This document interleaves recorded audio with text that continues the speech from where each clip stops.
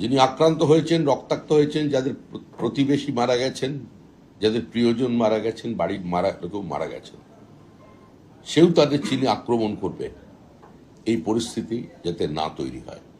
আমরা বিশেষ করে আজকে সাংবাদিকদের এ কারণেই ডেকেছি, এ ধরনের কোনো ঘটনার যদি আপনারা পান, তৎক্ষণাৎ সাংবাদিক হিসেবে নয়, অবশ্যই আপনাদের চ্যানেলে সেটা সম্প্রসারিত করবেন, সংবাদ মাধ্যমে সেটা থাকবে।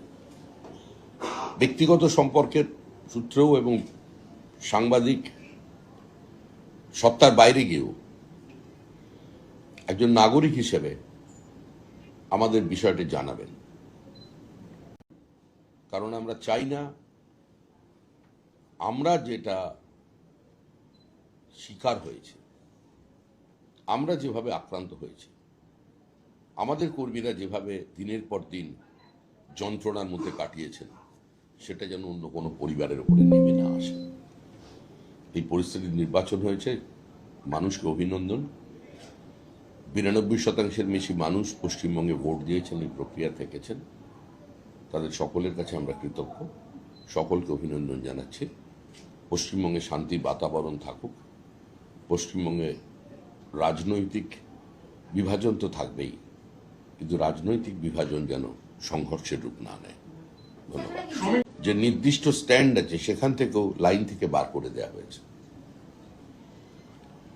আগামীকাল আবার ভোট গণনা।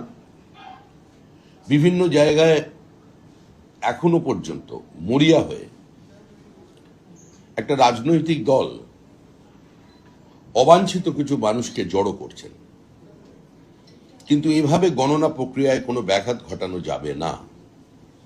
2021-এর পুনরাবৃত্তি হবে না। পাহাড় থেকে সাগর পর্যন্ত মানুষ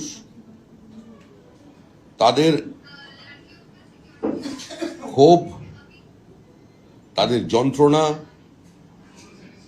তাদের